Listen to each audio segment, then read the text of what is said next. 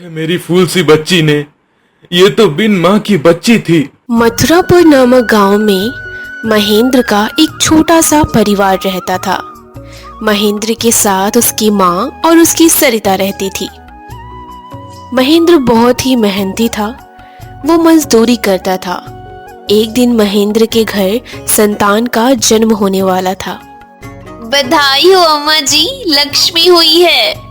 इतने दिनों बाद तो एक औलाद हुई है, वो भी लड़की। इससे अच्छा तो कोई होता ही नहीं। क्या माँ, आप यह क्या बोल रही हो? अरे यह अपने घर की लक्ष्मी है, लक्ष्मी, और मैं इसे लक्ष्मी कहकर ही बुलाऊंगा। हाँ हाँ, मुझे मत सिखा। 2 वक्त के खाने के लिए तो कमा नहीं पाता, इसकी शादी में का खर्चा कैसे उठा पाएगा? माँ, मैं और मेहनत कर लूंगा, मगर आप यह मत भूलिए कि आप भी एक लड़की हो। मैं अपनी बच्ची को पढ़ा लिखा कर एक अफसर बनाना चाहता हूँ। ऐसे ही कुछ वर्ष बीत जाने के बाद लक्ष्मी थोड़ी बड़ी हो जाती है। लक्ष्मी के पिताजी महेंद्र हमेशा उसका ख्याल रखते हैं। उसके लिए हमेशा महंगी महंगी चीजें लाया करते हैं। ये सब उसकी दादी माँ को पसंद नहीं था। वो हमेशा लक्ष्मी से नफरत करती थी। बेटी लक्ष्मी, तू स्कूल जाएगी।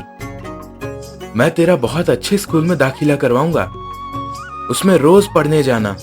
रहने दे महेंद्र, क्या जरूरत है? वैसे भी लड़की ही तो है। सरकारी स्कूल में इसका दाखिला करवा देंगे। वैसे भी इसे घर के अलावा और पैसे कहाँ हैं हमारे पास। पर लक्ष्मी बहुत समझदार थी। वो अपने पिता से बोलती है, पिताजी, दादी ठीक कह रही हैं। आप मेरा नाम सरकारी स्कूल में लिखा दीजिए। ठीक है बेटा, जैसी तेरी मर्जी। महेंद्र लक्ष्मी का दाखिला सरकारी स्कूल में करा देता है। लक्ष्मी और लक्ष्मी के पिताजी, आइए, खाना तैयार है। आया भाग्यवान। तुमने हाथ धोए? नहीं माँ, अभी धोकर आती हूँ। ये लड़की इतनी समझदार है, फिर भी इसे हमेशा बताना पड़ता है कि खाना हमेशा हाथ धोकर खाना चाहिए। अरे अब जाने भी तो, बच्ची ही तो है वह। आपकी लाड प्यार ने ही तो इसे बिगाड़ कर रखा है। माँ धो लिए हाथ, अब खाना दे दीजिए, बहुत जोर की भूख लगी है। लो बेटा लक्ष्मी, तुम्हारे मनपसंद की खीर बनाई है। अरे तुम भी अजीब ही हो, कभी डांटने लगती हो, कभी प्यार करने लगती हो। अरे आप नहीं समझोगे, माँ हो ना, माँ की डांट में भी प्यार छुपा होता है। मैं चाहती हूँ बच्चे अच्छे के साथ साथ समझदार भी बने। मैं अब हमेशा तो उसके साथ रहूंगी नहीं ना, इसलिए उसे अभी समझा देती हूँ। चलो अब खाना खा लेते हैं। वह तीनों प्यार से खाना खाते हैं और सो जाते हैं। अगली सुबह सभी उठ जाते हैं। महेंद्र देखता है कि लक्ष्मी की माँ अभी तक सोई हुई है। अरे लक्ष्मी की माँ, क्या हुआ? अभी तक सो रही हो? तबीयत तो ठीक है ना तुम्हारी? सीता उठो, सीता उठो, सीता। महेंद्र जल्दी से डॉक्टर को बुलाकर लाता है। महेंद्र बेटा, अब सरिता नहीं रही। अंतिम संस्कार की तैयारी करो, वरना लाश सड़ने लगेगी। हे भगवान, हमारी सीता को क्या हो गया? इस उम्र में उसके साथ ऐसा नहीं होना चाहिए था। अब इसकी बच्ची कैसे रहेगी? उसके बाद सीता को लेकर शमशान गए और उसका अंतिम संस्कार कर दिया। बेटी लक्ष्मी, अब तो कुछ खा लो। आखिर कब तक यूं ही भूखी बैठी रहोगी? दादी, अचानक माँ को क्या हो गया? कल रात को तो वो ठीक थी। उन्होंने हमारे साथ खाना भी खाया था, मेरे लिए खीर भी बनाई थी। अचानक से क्या हो गया दादी? अब मैं कैसे रहूंगी? बेटी, तेरी माँ भगवान के पास गई, तू रो मत। मैं हूं ना, मैं तेरा ख्याल रखूंगी। चल अब खाना खा ले बेटा। लक्ष्मी की दादी लक्ष्मी का बहुत अच्छे से ख्याल रखती हैं और उसे लाड प्यार करती हैं। इधर महेंद्र कड़ी मेहनत करता है और कुछ समय बाद लक्ष्मी 20 साल की हो जाती है। बेटा, हमारी लक्ष्मी 20 साल की हो गई है।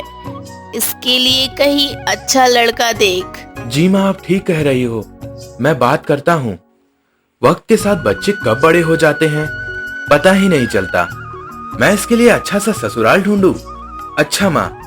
महेंद्र ये कहकर काम पर जा ही रहा होता है कि तभी उसे रास्ते में उसका दोस्त मिल जाता है। अरे मुकेश भाई, तुम बड़े दिनों बाद दिखाई दिए हो। हाँ महेंद्र, शहर में काम करते हैं, इसलिए गांव कम आ पाता हूँ। अच्छा मुकेश, तू शहर में रहता है तो मेरा एक काम करेगा? हाँ हाँ, बोलना महेंद्र। मेरी बेटी 20 साल की हो गई है। अगर शहर में कोई अच्छा सा लड़का हो उसके लिए तो बताना। हाँ है ना, मेरे दोस्त का बेटा। तू कहे तो कल ही भेज दूं तेरे घर रिश्ते की बात करने के लिए। हाँ हाँ मुकेश, जल्दी बात कर, कहीं यह रिश्ता हमारे हाथों से ना निकल जाए। वैसे लड़का क्या काम करता है? अरे वो इंजीनियर की पढ़ाई कर रहा है। अच्छा ठीक है मुकेश, अब मैं चलता हूँ। महेंद्र ऐसा कहकर वहाँ से चला जाता है। फिर अगले दिन सब तैयारी ठीक से हो गई है ना माँ? हाँ बेटा, बस लड़के वालों की आने की देरी है। सब तैयारी ठीक से हो गई है ना माँ? कुछ देर बाद लड़के वाले आते हैं। अरे लक्ष्मी बेटा, जरा पानी ले आओ। देखिए, यह है हमारी भोली भाली लक्ष्मी। यह घर का सारा काम कर लेती है। बहुत सीधी सादी बच्ची है मेरी। हाँ भाई साहब, आपकी लक्ष्मी बेटी तो हमें बहुत पसंद है, पर क्या, बताइए। हमारा बेटा अभी पढ़ाई कर रहा है और वो विदेश में ही जाकर काम करेगा। उसकी पढ़ाई के लिए हमने 5 लाख रुपए चाहिए। 5 लाख रुपए? यह तो बहुत ज्यादा है। हाँ भाई साहब, देखिए ना, हम तो बूढ़े हो गए हैं, अब आपकी बेटी ही तो राज करेगी। जी ठीक है, मेरी बेटी से बढ़कर 5 लाख रुपए नहीं है। तो जल्दी से शुभ मुहूर्त देखकर इनकी शादी करवा देते हैं। जी ठीक है, जैसा आप ठीक समझें। पिताजी, ये रिश्ता रहने दीजिए, मुझे नहीं करनी है शादी। क्या हुआ बेटा, क्या कमी है लड़के में? आपने देखा नहीं वो पैसे के कितने लालची हैं। अब आप 5 लाख रुपए कहाँ से लाएंगे? अरे मेरी लाडली गुड़िया, तो चिंता मत कर, वो सब मैं देख लूंगा। महेंद्र अपनी बेटी की शादी के रिश्ते से बहुत खुश था। वह कड़ी मेहनत करता है, उसने रात दिन एक कर दिए। फिर एक दिन, पिताजी आपको तो बहुत तेज बुखार है, आज आप काम पे मत जाइए। नहीं नहीं बेटा, रास्ते से दवा ले लूंगा। अगर आज नहीं गया तो आज की पगार कट जाएगी। तू मेरी चिंता मत कर। पिताजी देखिए, आपने अपनी कैसी हालत बना रखी है। अगर आप ऐसे ही करेंगे तो मैं शादी नहीं करूंगी। नहीं नहीं बेटा, ऐसा नहीं बोलते। अरे महेंद्र, घर नहीं जाना क्या? अरे नहीं यार, मुझे थोड़े पैसों की जरूरत पड़ रही है, इसलिए आज मैं ओवर टाइम करूंगा। कुछ वक्त बीत जाने के बाद लक्ष्मी की शादी वाला दिन आ जाता है। बेटा, कन्या का मांग भरो। तभी लड़के की माँ आती है। रुकिए पंडित जी, पहले पैसे की तो बात हो जाए। जाइए 5 लाख रुपए लेकर आइए। हाँ हाँ, अभी लाता हूँ। महेंद्र जाकर पैसे। यह लीजिए बहन जी, 4 लाख रुपए। 1 लाख रुपए मैं आपको बाद में दे दूंगा। क्या 4 लाख रुपए? बात तो 5 लाख रुपए की हुई थी। हमें नहीं करनी कोई शादी वादी। चल बेटा, उठ जा। नहीं नहीं बहन जी, ऐसा जुल्म मत कीजिए। यदि बारात लौट जाएगी तो हमारी समाज में क्या इज्जत रहेगी, और मेरी बच्ची का क्या होगा? वह तो बेचारी बिन माँ की बच्ची है, उसकी दिल पर क्या बीतेगी? ऐसा मत कीजिए, हमारी लाज आपके चरणों में है। ऐसा मत कीजिए, हमारी लाज आपके चरणों में है। मान जाइए बहन जी, मान जाइए। ठीक है, शादी के 10 दिन बाद पैसे दे जाना। अगर नहीं दे पाए तो अपनी बेटी को वापस ले जाना। ऐसी नौबत नहीं आने दूंगा। मैं अपने आप को भी बेच दूंगा, पर आपके बाकी पैसे दे दूंगा। पिताजी, अब मैं जा रही हूँ, आप अपना ख्याल रखना। हाँ बेटी, तू भी अपना ध्यान रखना। पिताजी, आपने मुझे कभी माँ की कमी महसूस होने नहीं दी। आप दुनिया के सबसे अच्छे पिता हो। हो गया हो तो घर चले। जा बेटी, देरी हो रही है। विदा होने के बाद लक्ष्मी अपने ससुराल पहुंच जाती है। बहू, तेरे लिए कुछ खाने के लिए लाऊं क्या? बहू, तेरे लिए कुछ खाने के लिए लाऊं क्या? लक्ष्मी की सास उसके साथ अच्छा व्यवहार करती है। 9 दिन बीत जाने के बाद, माँ जी, बाद में लगाती हूँ, अभी पिताजी आराम कर रहे होंगे। नहीं नहीं, अभी लगा, अपनी आफत यहाँ भेज के खुद चैन की नींद सो रहा है। लक्ष्मी अपने पिता को फोन करती है। पिताजी, कैसे हैं आप? हाँ बेटी लक्ष्मी, मैं ठीक हूँ। और तू बता, कैसी है तू? ला इधर फोन दे। बाकी के 1 लाख रुपए का क्या हुआ? आज 10 दिन हो गए। बहन जी, आप चिंता मत कीजिए, मैंने उन रुपयों का इंतजाम कर लिया है। आज शाम तक आपको पैसे दे दूंगा। शाम को महेंद्र पैसे देने लक्ष्मी के ससुराल आता है। यह लो बेटा अंकित, बाकी के 1 लाख रुपए। आइए पिताजी, अंदर आइए, चाय तो पी लीजिए। नहीं नहीं बेटा, हमारे यहाँ बेटी के घर का पानी नहीं पीते। चलो अब मैं चलता हूँ।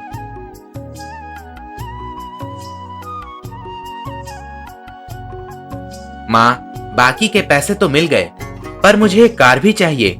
मिल जाएगा बेटा, वो भी मिल जाएगा। जैसे फ्री की नौकरी मिल गई। अब उसके बाप को हम लूट लूट कर खाएंगे, तो चिंता मत कर। चल बहू, जरा अपने बाप को फोन तो लगा।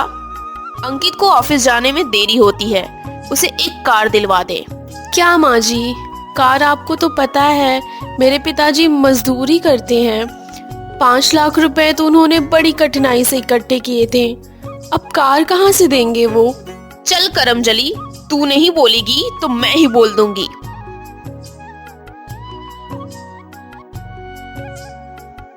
मुझे ऑफिस जाने के लिए देर हो रही है, खाना अभी तक नहीं आया। तू रुक बेटा, मैं देख कर आती हूँ। क्या रे, बाहर वो गुस्सा कर रहा है, तू इधर क्या कर रही है? माँ जी, मैं खाना लेकर आ ही रही थी। तू रहने दे, अब तुझे देखकर और गुस्सा होगा। मुझे दे।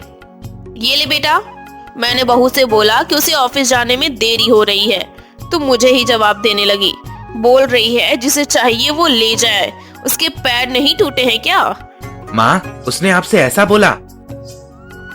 रुको, मैं अभी देखता हूँ उसे। नहीं नहीं बेटा, तू वापस जाते वक्त अपना दिमाग मत खराब कर। अंकित खाना खाकर अपने ऑफिस चला जाता है। अंकित के जाने के बाद लक्ष्मी की सास लक्ष्मी के पास आती है।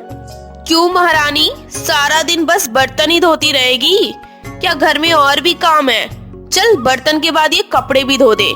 माँ, मैं इतने सारे कपड़े अकेले कैसे धोऊंगी? तो क्या तेरी मरी हुई माँ आएगी? चुपचाप से धो ले।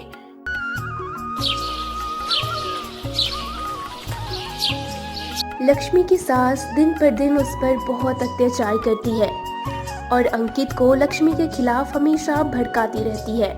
इसमें तो नमक कम है। इसी ने बनाया है, पता नहीं कैसे बनाया है। बाप ने कुछ सिखाया है नहीं, माँ तो बचपन में ही मर गई। रुकिए आप, इसे मैं देखता हूँ।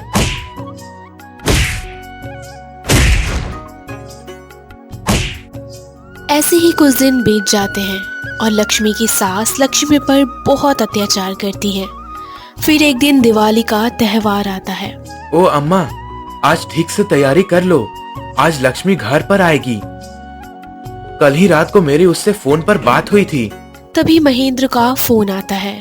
अरे महेंद्र, तुम्हारी बेटी ने आत्महत्या कर ली है, जल्दी से वहां आ जाइए। अरे नहीं साहब, जरूर आपसे कोई गलती हुई होगी, आप फिर से नंबर चेक कीजिए। मेरी बेटी तो ससुराल में बहुत खुश है। तुम्हारा नाम महेंद्र है ना, और तुम्हारी बेटी का नाम लक्ष्मी, तो उसी ने आत्महत्या कर ली है। क्या? मैं अभी आता हूँ। अम्मा, फोन आया था, वह बोल रहे थे कि अपनी लक्ष्मी ने आत्महत्या कर ली है। मैं यह देख कर आता हूँ। महेंद्र दौड़ते हुए लक्ष्मी के पास जाता है। लक्ष्मी बेटा, ये क्या हो गया तुम्हें? हे भगवान, क्या बिगाड़ा था मेरी फूल सी बच्ची ने?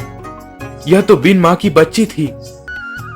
तुमने जो मांगा मैंने दिया, जालिमों ने मार डाला मेरी बच्ची को। तू तो आने वाली थी आज, फिर यह क्या हुआ? कल ही तो तुझसे बात हुई थी। जालिमों ने मेरी बच्ची को मार डाला। तुम जालिमों ने मुझसे गाड़ी मांगी, मैंने अपना मकान बेचकर तुम्हें गाड़ी दी। तुमने मुझसे 20 लाख रुपए मांगे, मैं अपनी किडनी बेचकर तुम्हें देता। तुमने मेरी बच्ची को मार डाला। लक्ष्मी, तू मुझे अकेले छोड़कर नहीं जा सकती। बेटा, तेरा बाबा अकेले कैसे रहेगा लक्ष्मी? साहब, ये रोज अपने बहू पर अत्याचार करते थे। वो बेचारी सीधी थी, ये उसे खाने को भी नहीं देते थे और रोज अपने बाबा को याद कर कर रोती थी।